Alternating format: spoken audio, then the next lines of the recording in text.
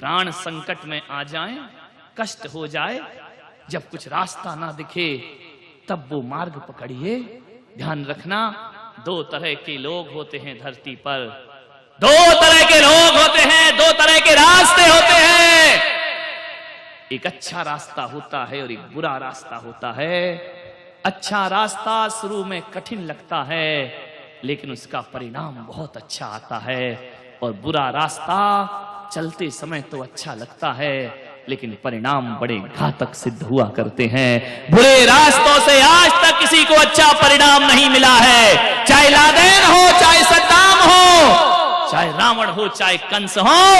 कि जब जीते थे तो रास्ता बुराई का इन्हें बहुत अच्छा लगता था, लेकिन रिजल्ट आपने देखा है क्या आया इनके जीवन में। गलत का रिजल्ट कभी अच्छा नहीं आ सकता है, अच्छे का रिजल्ट कभी गलत नहीं आ सकता। ध्यान रखना, पश्चाताप होना चाहिए, गिलानी होना चाहिए, घृणा हो जाना चाहिए हमें अपने जीवन से। दो रास्ते, एक सरलता का रास्ता और एक कठिनाइयों का रास्ता। और जब जब मेरा मन कठिनाई के रास्ते को छोड़कर सरलता का रास्ता पकड़ता है, तब तब भीतर से ग्लानि होती है कि मैंने सरलता का रास्ता क्यों स्वीकार। जीवन तो कठोर साधना है, साधना करिए अपने जीवन में, शक्ति को जागृत करिए। आप कहेंगे हमारी शक्ति नहीं है, जगाओ शक्ति को, जगाओगे तब जागृत होगी। पहले से हार मानकर बैठ जाओगे, कुछ भी जीवन में हासिल नहीं हो पाएगा। प्यास लगी है, रोको, निर्जरा होगी, कर्म का क्षय होगा।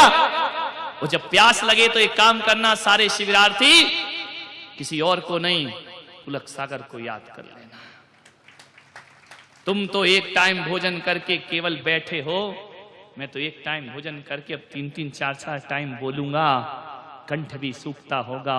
मैं तुम्हारे जैसे मिमियाते हुए तो बोलता नहीं हूं, शेर जैसा दहाड़ता हूं, ध्यान रखिए। लेकिन ध्यान रखना, प्यास लगे अपने संतों को याद करो, भूख लगे संतों को याद करो, बाहर निकलने में शर्म लगे सफेद कपड़ों में तो मुझे याद करना। तुम्हारे पास तो धोती है, मेरे पास तो लंगोटी भी नहीं है मेरे भाई, ध्यान रखना। कैसे जीवन की साधना, किस जिनेंद्र को पूजते हैं, अपरिग्रह में जीने वाले भगवान। ध्यान साधना करो, तुम्हारा भला होगा, तुम्हारा पुण्य जगेगा। आत्मशक्ति को पहचानो, अनंत शक्तियां तुम्हारी आत्मा के भीतर मौजूद है। जो तपस्या करेगा उसकी शक्ति जागृत हो जाएगी। अधिक से अधिक मौन रहने का प्रयास करो। क्या रखा है बकवास में, क्या रखा है बोलने में, राग देश भरी बातें, क्या रखा है इस जीवन में, क्या था, क्या लाए हो, क्या लेकर के जाओगे। एक बात याद रखना, आज ये धर्म तुम्हें सुहाता नहीं है, लेकिन जब मृत्यु होगी ना शरीर साथ जाएगा, ना रुपया साथ जाएगा, ना पैसा साथ जाएगा, जाएगा इंसान तो तेरा धर्म तेरे साथ जाएगा। ध्यान रखिए, धर्मात्मा बनो, अपनी अपनी ईमानदारी से धर्मात्मा बनो, एक दूसरे के देख करके मत बनिए। आप कितने ईमानदारी से इस व्रत का पालन कर सकते हैं। मैं तो चला जाऊंगा एक दिन यहां से, लेकिन एक बात याद रखना, आपने जितनी सच्चाई से धर्म किया है, मैं माध्यम रहूंगा, लेकिन आप देखेंगे कि आपके जीवन में किस तरह से परिवर्तन आया करता है, किस तरह का पुण्य संचय होता है। सौभाग्य, अरे ये मत सोचो, सौभाग्यशाली वो नहीं होता जो घर गृहस्थी में फंसा रहता है, सौभाग्यशाली वो होता है जो घर गृहस्थी छोड़कर। आज बोलिए ये सब नहीं होता। इतने लोग बैठकर यहां पूजा कर रहे होते, इतने लोग बैठकर सादगी का जीवन जी रहे होते। जियो 10 दिन बस मन में थोड़ी सी भी आकुलता आए, बस 10 दिन ध्यान रखना, ये 10 दिन जीवन में जी लिए तो जीवन का उद्धार हो जाएगा। ये तो बाहर की साधना है, भीतर की भी साधना होती है। अभी भोजन करने जाओ, मौन से करो। मुनि महाराज कैसे करते हैं भोजन, मौन से नमक ना हो कोई बात नहीं, स्वाद ना हो कोई बात नहीं, एक दिन की तो बात, ये नहीं कि अभी तो मौन दिया महाराज ने, उठ जाऊं फिर बताता हूं मैं तुमको। नहीं, कोई इशारे नहीं। लगना चाहिए आपकी भोजनशाला ऐसी ना लगे कि किसी शादी बारात में तुम लोग आए हो, ऐसा लगे जैसे किसी यारिका और महाराज के आहार हो रहे हो। ध्यान रखिए, इतना पवित्र जीवन, एक दिन 10 दिन तो साधना करो जीवन, बिल्कुल पवित्र भोजन, मौन पूर्वक भोजन, जो परोसा जाए ग्रहण कर लीजिए, शिकायत नहीं, बाद में भी शिकायत नहीं, शांति से साधना। जितना जितना मैं साधना में उतरूंगा उतना उतना जीवन का आनंद होगा। क्या चाहिए इससे तुमको? ना धन ना दौलत, कुछ नहीं चाहिए। हे भगवान, इन 10 दिनों में कपड़े उतरे या ना उतरे, तुम्हारे ईश्वर उतर जाए हृदय में तो 10 लक्षण मनाना सार्थक और सफल हो जाए। क्या चाहिए? तुमने पा लिया सब कुछ, और क्या पाना है? पाना नहीं जीवन को, बदलना है साधना। पाना नहीं जीवन को, बदलना है साधना। धुएं सा जीवन मौत है, धुएं सा जीवन मौत है, जलना है साधना। पाना नहीं जीवन को, बदलना है साधना। मुड़ मुड़ाना बहुत सरल है, मन मुंडन आसान नहीं। मुड़ मुड़ाना बहुत सरल है, मन मुंडन आसान नहीं। व्यर्थ भभूत लगाना तन पर, गर भीतर का ज्ञान नहीं। पर की पीड़ा में मौसा, पर की पीड़ा में मौसा, पिघलना साधना। पाना नहीं जीवन को, बदलना है साधना। साधना करिए, कुछ नहीं पाना है, जीवन को बदलना है, विचारों को बदलना है, जीवन जीने की शैली को बदलना है। 10 दिन में अपने आप को बदल के रखिए। संकल्प हो जाना चाहिए, 10 दिन में मैं बदल के रहूंगा। 10 दिन के बाद जब घर जाओ तो आपके घर के लोग कहें कि बदले बदले मेरे सरकार नजर आते हैं। ध्यान रखिए, बदल लीजिए जिंदगी। बहुत तो जी लिया, क्या मिला इस जिंदगी से? अंधेरों में जी रहे हो, नादानी कर रहे हो। अंधेरों में जीने वाला आदमी अंधेरों को डंडे मार रहा है। एक अंधेरे कमरे में बैठकर हाथ में लाठी लेकर अंधेरे को पीट रहा है। बोलो मेरे भाई, अंधेरों को पीटने से कोई अंधेरा भागता है क्या? अंधेरों को कोसने से अंधेरा नहीं भागता है, अंधेरे को गाली देने से अंधेरा नहीं भागता है। ऐसा होगा कि मारते भी रहोगे अंधेरों को, लकड़ी भी टूट जाएगी, अंधेरा भी ना मिटेगा।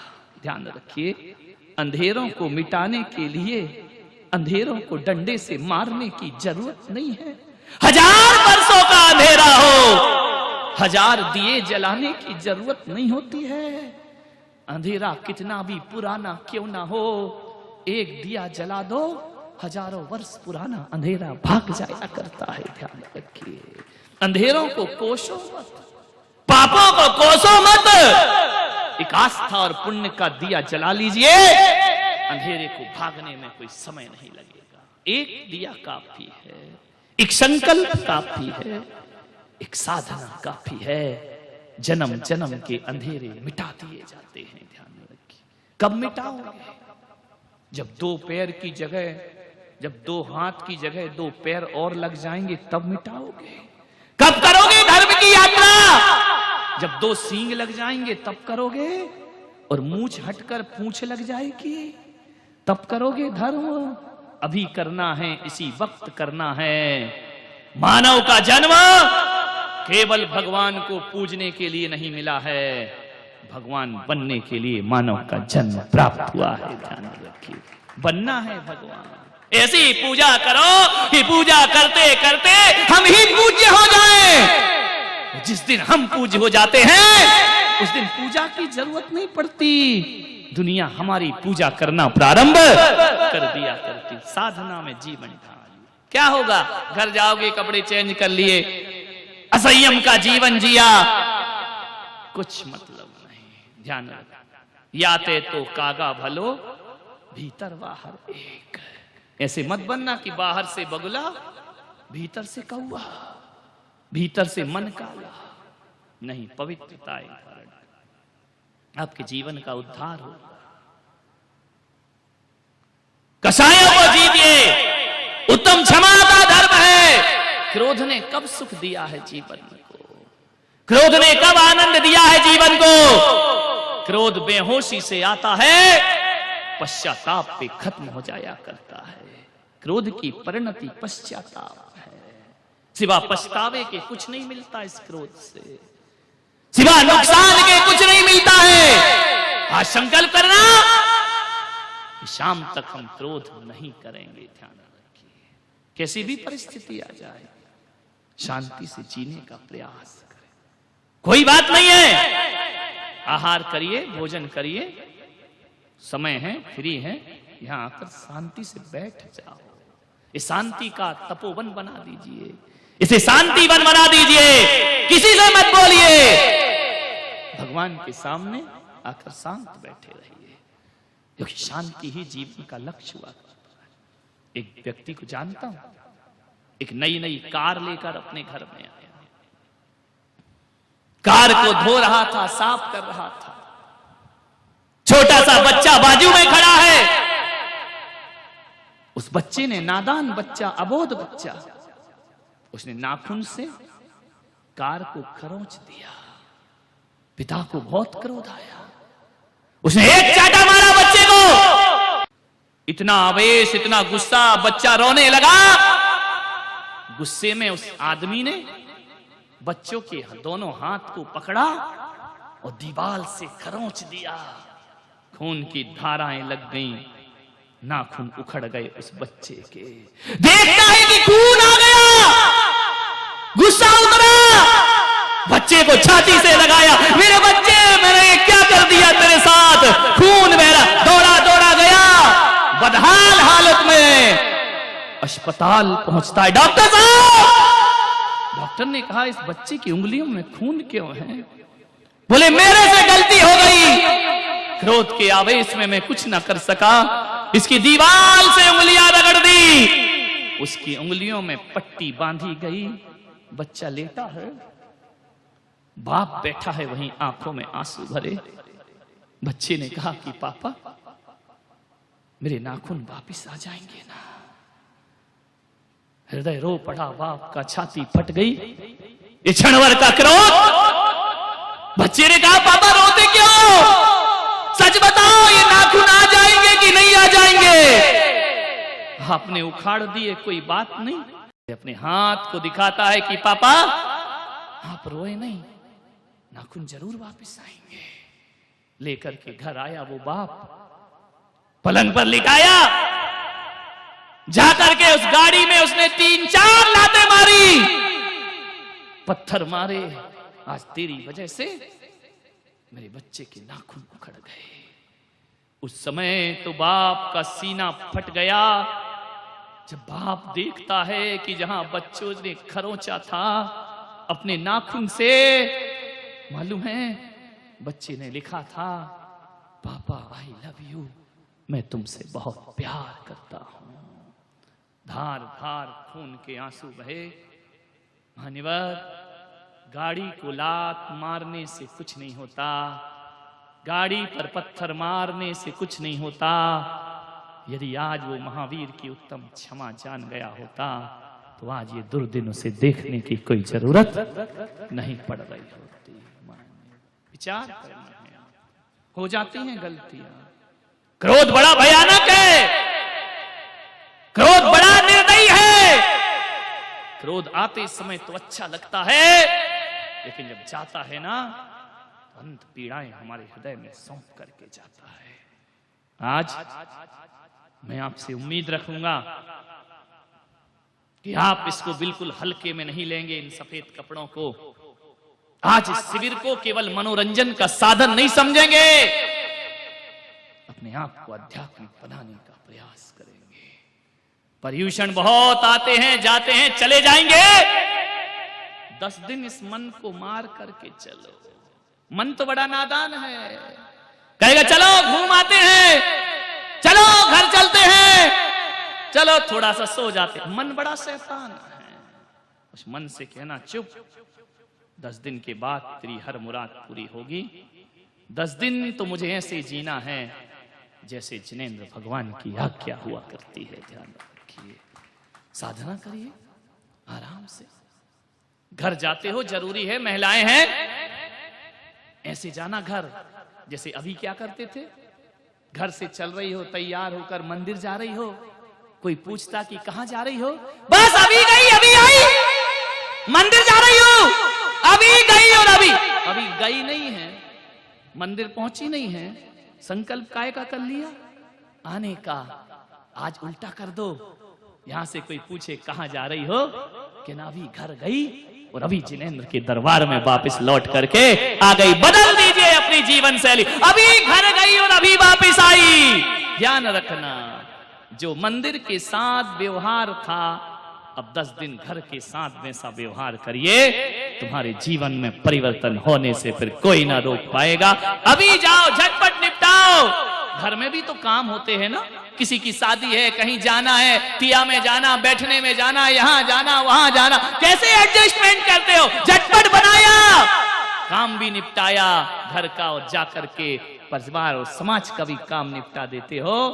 10 दिन मेरी महिलाओं, अम्माओं, जगत जननी जगदम्बाओं, रानियों, बहुरानियों, महारानियों, पटरानियों, ध्यान रखो। 10 दिन ऐसे जी लो, अभी गए अभी वापिस आए, ऐसे जाओ जैसे घर मेरा नहीं है। ध्यान रखिए, मेरा घर समझकर मत जाइए, कर्तव्य समझ करके जाइए। बच्चे हैं, परिवार है, झटपट व्यवस्था करो। महिलाएं बोली मेरे बच्चे का एग्जाम है, अरे तुम नहीं रहोगे तो और अच्छा पढ़ेगा। ध्यान रखना, तुमसे ही तो डिस्टर्ब है सारा। ध्यान रखिए, वानप्रस्थ आश्रम में प्रवेश कर जाइए। संन्यास आश्रम तो कठिन होता है। 10 दिन तक सो के देखो हमारे महाराज कैसे चटाई पर सोते होंगे। तकिया हटाओ, हाथ का सिराना बनाओ, सो जाइए, जीवन की साधना करिए। धरती बिछाना, आकाश ओढ़ना, ये 10 लक्षण धर्म की साधना हमारे जीवन में होना चाहिए। जो मिले सो खा लिया, लेने को प्रभु नाम, खाने को 2 टीकड़े, और क्या चाहिए? लेने के नाम पर भगवान का नाम लो, खाने के नाम पर 2 रोटी खाओ, और आज का दिन व्यतीत करिए। साधना है। कैसा धर्म बना दिया हमने, पर्यूषण पर्व, दिखावे का पर्व। चाय पीते हैं, ओकाली पीते हैं, क्या साधनाएं हैं। जैन धर्म यदि जिंदा है तब त्याग और तपस्या से जिंदा है। और यदि मैं आपको ये निर्देशित नहीं करूंगा तो आने वाले समय में हिंदुओं के त्योहार में और तुम्हारे त्योहार में कोई अंतर नहीं रह जाएगा। ध्यान रखिए, तपस्या करिए, उपास वाले उपास करें, एकासन वाले एकासन करें। शाम को जो जल फल की छूट है वह तब है जब ब्लड प्रेशर लो होने लगे, जब आपकी साधना ना हो सके, आपको लगे कि हमसे चलते नहीं बनेगा, आपको लगे कि आकुलता बहुत ज्यादा होगी, परेशानी होगी, तो लीजिए, अवॉइड करिए। अवॉइड नहीं करेंगे नहीं तो कल कई तो ऐसे शिवरात्रि होंगे कि सुबह से ज्यादा शाम को लेकर के आ जाएंगे। यही आपसे मेरा निवेदन है, बड़ी विनम्रता पूर्वक दोपहर को 12 बजे सामायिक सिखाई जाएगी। उसके बाद मंत्र जाप होगा। एक चीज आपसे कह सकता हूं, आप अपने नाम यहां लिखा दीजिए। नमोकार महामंत्र जिसका 1.25 करोड़ जाप अपने को करना है। एक बोर्ड यहां पर लगा होगा बाहर, जिसको जो समस्या हो पढ़ना नमोकार ही है, मास्टर की है, 100 ताले की 1 चाबी। लेकिन ध्यान रखना, मैंने बताया था ना कि स्विच बोर्ड पर जो 3 पिन लगा रहता है